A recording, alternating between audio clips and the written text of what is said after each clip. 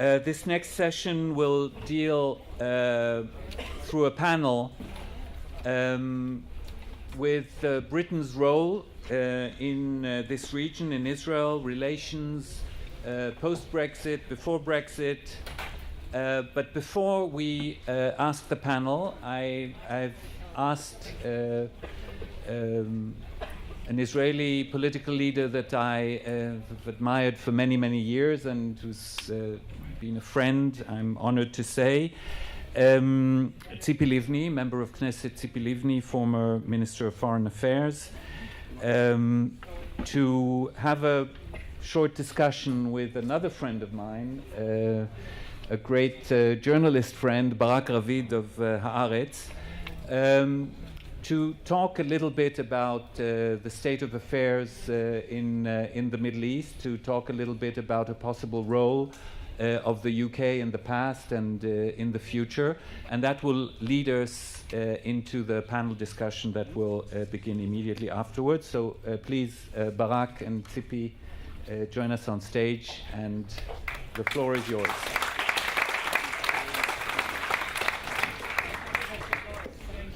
I hope that you heard what Tony Blair said about the nature of the foreign negotiators from the Israeli side. So thank you, Tzipi, for joining us, and thank you for inviting me to host this panel discussion. I see so many friends in the audience. It's hey, what's up? It's so it's really great and nice to see all those people here. And let's dive right into it, and Tzipi, I'll ask you a question that I will afterwards ask our panelists. There's time to prepare. Yeah, exactly. There's a very interesting book by Elizabeth Monroe. It's called Britain's Moment in the Middle East. And this book deals with the years 1914 to 1971. And basically what she says is that if you look at Britain's role in the world, when it comes to the Middle East, it was really a moment. It was something around between 50 to 60 years that Britain was, let's say, highly involved as an important player in what's going on in the Middle East. And when you compare it to everything else Britain has done all over the world, this is really, you can describe it as a moment in history. By the way, I think she's exaggerating. I would cut it by at least 15 years and do it until 1956. And this is the first question I wanted to ask you. If you know, over the years and over your roles in government, especially as foreign minister, someone who was involved in peace negotiations over the years, what was your experience from the UK's involvement here in the region, not only on Middle East peace, but overall in the Middle East? Well, frankly, thanks to the British man that my parents met while robbing a British money train, so I'm grateful to them as well. So you're thankful for Britain's moment in the Middle East? Yes. Well, they were imprisoned by the British, but this is a completely different story. But anyway, when I first met, in my first meeting with Tony Blair, I said to him, listen, you are to blame, and therefore you need also to solve the problem. And he's still enthusiastic and involved in trying to solve the problem personally. But as a foreign minister, I would like to say that dealing with the EU and Britain part of the EU, they were less involved when it comes to peace. In a way, where when we are talking about Germany, France, and Britain, that these three countries, in a way, led the EU in policy making.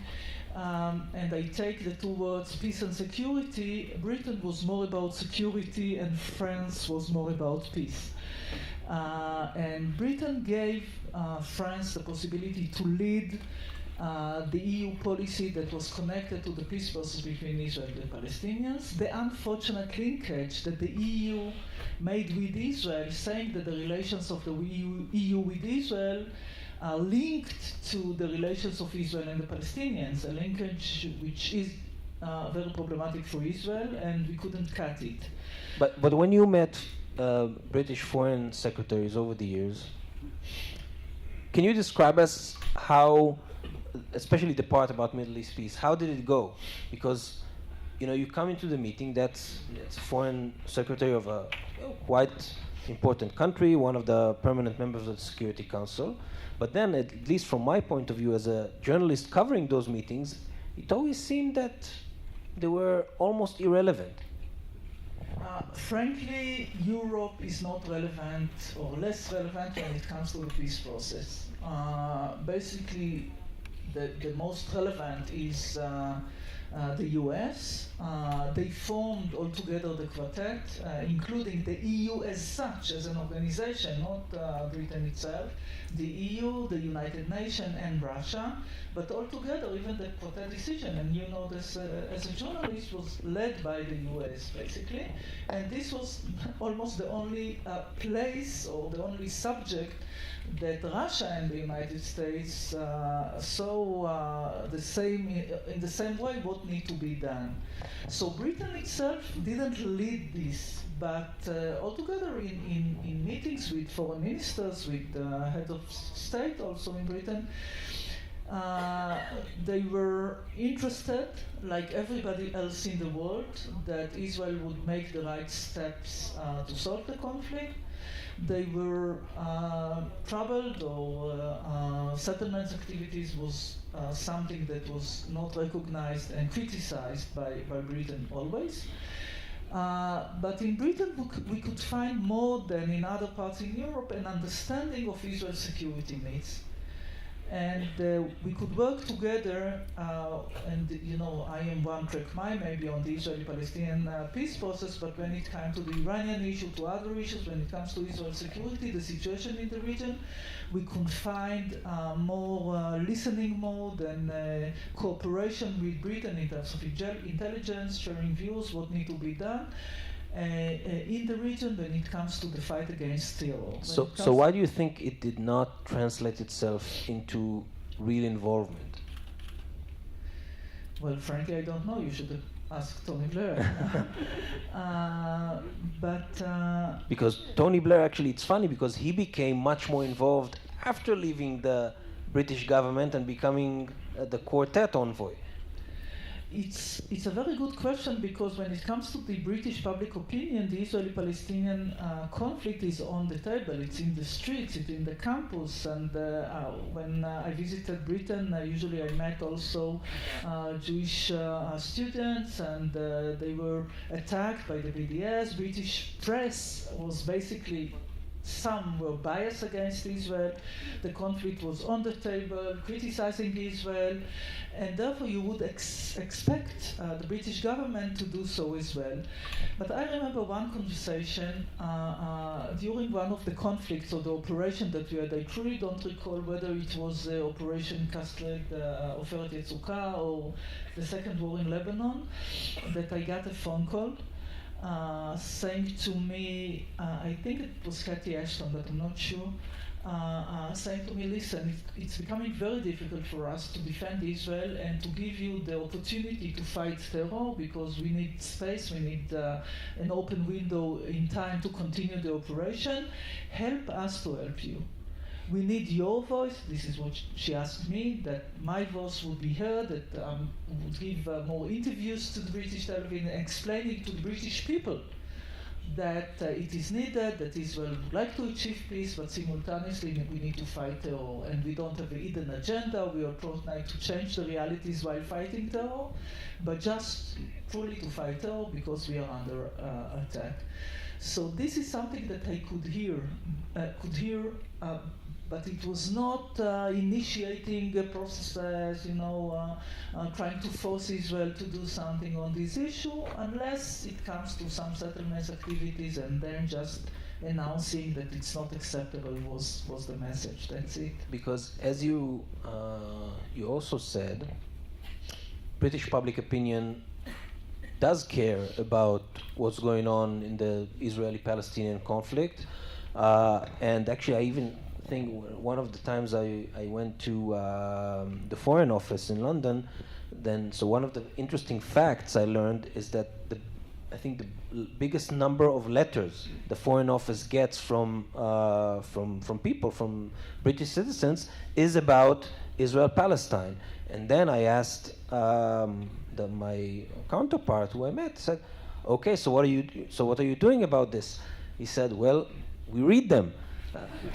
And I think that's a sort of it tells a lot about, I think, what the UK has done or did not do. But how do you explain that the British people care about it so much, as so that it causes, on the one hand, phenomena like arrest warrants against you in the UK because people come and the arrest warrants are not about the people forcing the system to arrest me. It is more about abuse of the legal system in Britain by some Palestinian organizations that are abusing, exploiting the system in order to put charges or to try to embarrass Israelis and others, not only Israelis, by the way.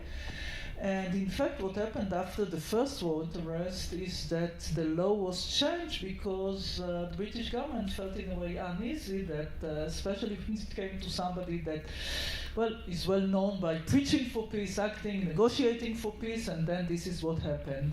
They changed the law, but it's not enough. I think that we still need to have another step forward in order to change the law, because for now, I can visit London, but it's subject to immunity and some processes that need to be addressed before visiting, and this is something that needs to be changed as well.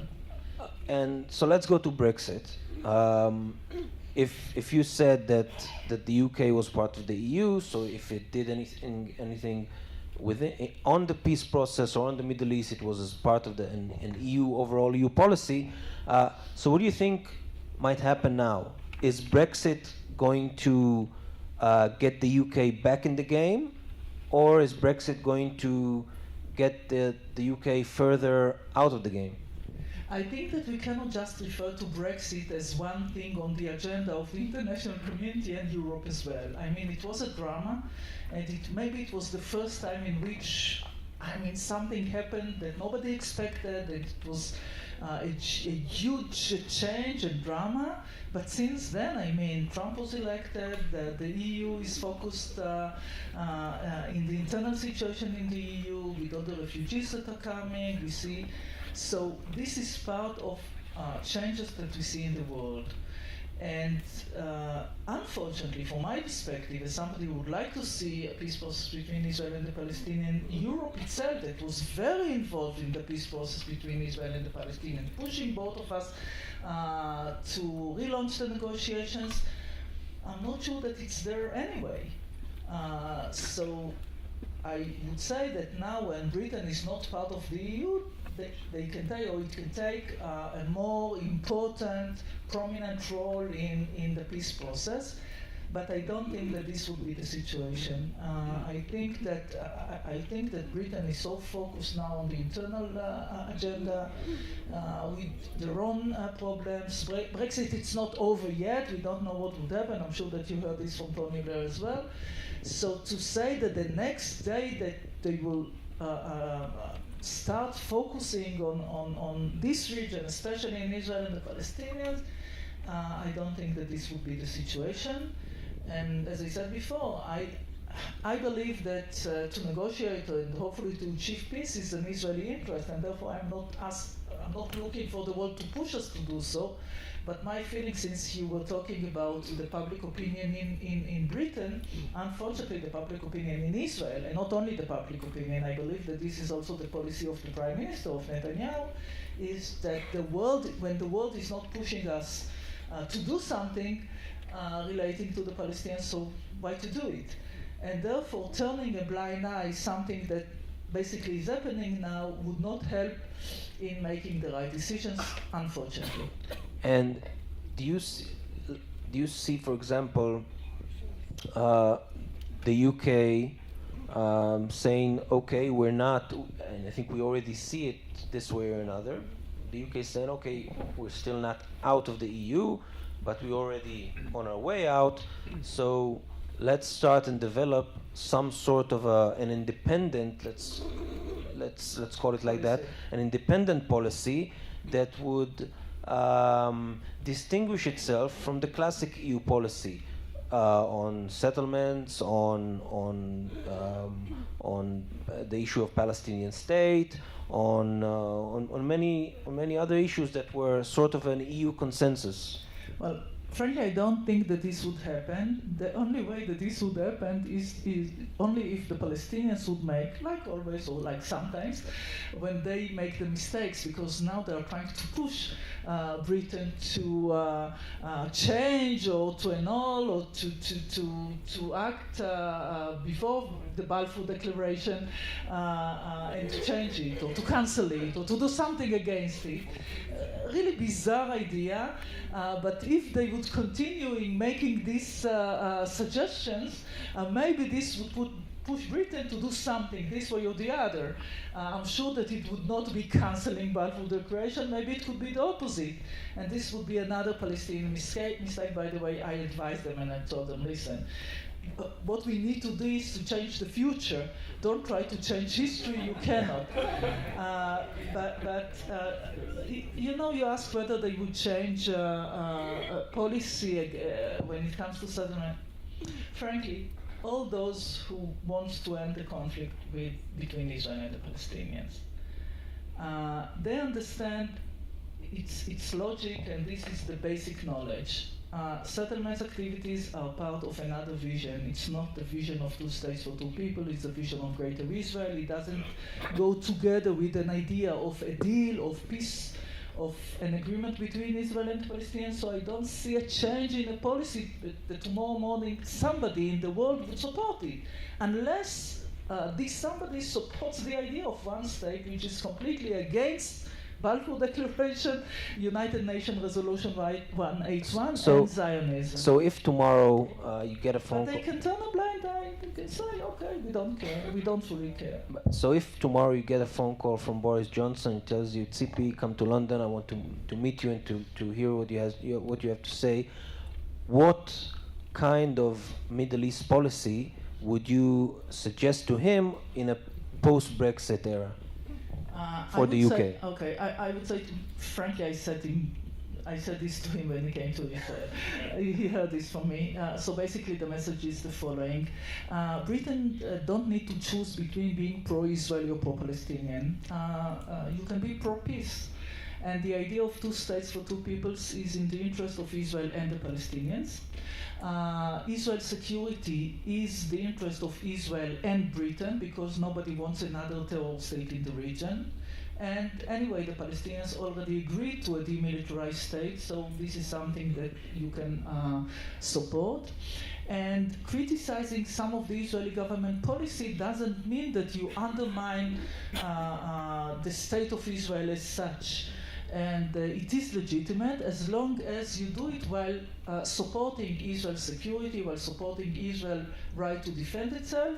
And now you can criticize some of the policy which is against our mutual understanding. What is the best policy for the region that goes together with the interest of Britain and the interest of Israel? This is what basically most of the world leaders, this is what they hear from me.